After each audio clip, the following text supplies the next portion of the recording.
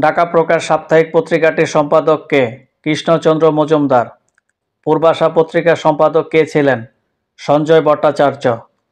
তত্ত্ববোধিনী পত্রিকার সম্পাদক কে ছিলেন? অক্ষয় কুমার দত্ত। তত্ত্ববোধিনী পত্রিকাটি কত সালে প্রকাশিত হয়? 1843 সালে।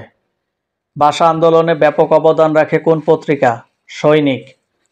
সংবাদ কৌমুদী কত সালে ও কার সম্পাদনায় প্রকাশিত হয়? 1821 সালে রাজা রামমোহন রায়। কোন পত্রিকার মাধ্যমে রবীন্দ্র সাহিত্যের বিকাশ ঘটে? ভারতী পত্রিকা। কল্লোল নামক মাসিক পত্রিকাটি কত সালে কার সম্পাদনায় প্রকাশিত হয়? 1923 সালে দীনেশ রঞ্জন দাশ। সুধাকর নাম পত্রিকাটির সম্পাদক কে ছিলেন? শেখ আব্দুর রহিম। প্রথম বাংলা পত্রিকা, বাংলা ভাষায় প্রথম সাময়িক পত্রিকার নাম কি? দিগদর্শন। নবনূর পত্রিকার সম্পাদক কে ছিলেন? সৈয়দ এমদাদ আলী। বঙ্গদর্শন পত্রিকার প্রথম সম্পাদক কে ছিলেন? বঙ্কিমচন্দ্র চট্টোপাধ্যায়। সংবাদ প্রভাকরের প্রতিষ্ঠাতা সম্পাদক কে ছিলেন? ঈশ্বরচন্দ্র গুপ্ত।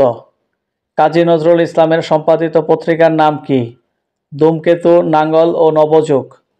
দিগদর্শন পত্রিকাটি কত সালে কার সম্পাদনায় প্রকাশিত হয়? 1818 সালে জন ক্লার্ক মার্শম্যান।